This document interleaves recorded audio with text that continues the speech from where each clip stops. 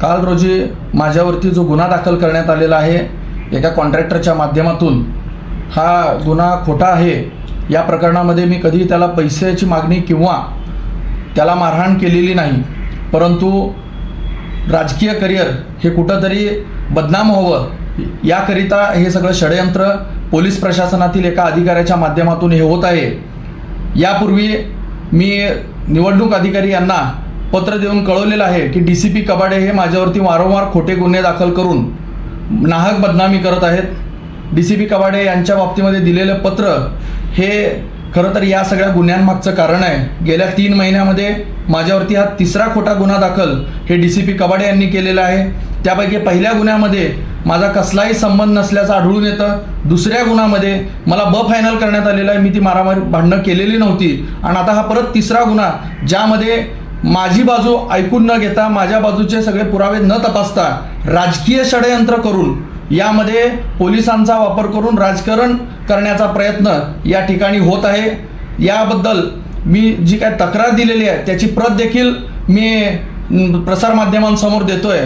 खरं तर या कॉन्ट्रॅक्टरचा आणि माझा कसलाही संबंध या अगोदर आलेला नाही आहे, परंतु काल दुपारी 11 वाजता घडलेली घटना ते सांगतात आणि रात्री 11 वाजता गुन्हा दाखल करतात। या व्यतिरिक्त या अगोदरच्या 2 गुन्हे हे रात्री 1 वाजता आणि रात्री 2 वाजता गुन्हे दाखल करतात, जेणेकरून मला माझी बाजू मांडण्यास कुठेही मदत होऊ नये याकरिता हे षडयंत्र आहे।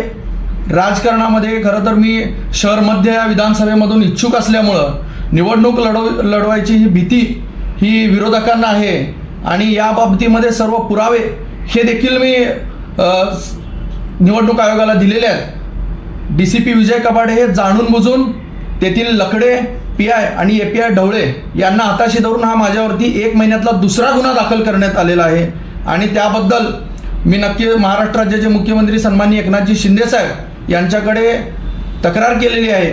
संबंधित अधिकाऱ्याचे निलंबन होऊन या बाबतीमधले तपास करण्यात यावं। खरं तर मला मानसिक त्रास देण्याचा हा उद्दिष्ट आहे।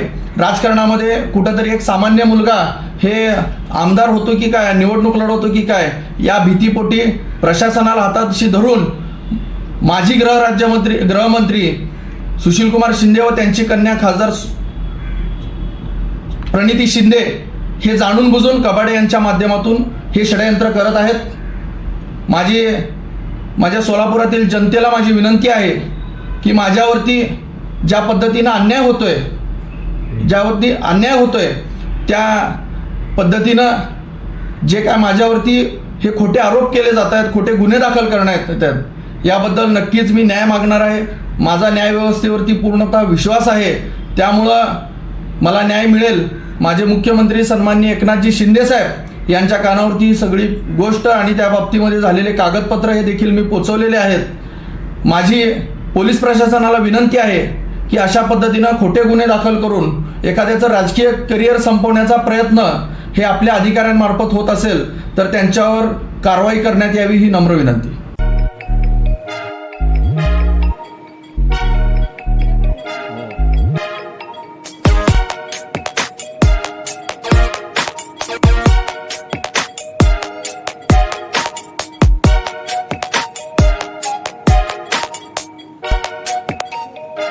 सोलापूर शहरातील सुप्रसिद्ध हॉस्पिटल म्हणजे सेंट्रल मल्टी स्पेशालिटी हॉस्पिटल मागील अनेक वर्षापासून सेवा बजावत आहे। 24 तास इमर्जन्सी सर्व्हिस, मॉडर्न टेक्नॉलॉजी, अनुभवी डॉक्टर्स तसेच अत्याधुनिक तंत्रज्ञान सुविधांनी सुसज्ज स्त्रीरोग प्रसूती विभाग, ऑर्थोपेडिक विभाग, मेडिकल विभाग आणि इतर एकमेव नाव म्हणजे सेंट्रल मल्टी स्पेशालिटी हॉस्पिटल। पत्ता गणेशपेठ शॉपिंग सेंटर, मंगळवार बाजार, सोलापूर। ताज्या बातम्या पाहण्यासाठी प्राईम महाराष्ट्र न्यूज चॅनलला सबस्क्राईब करा।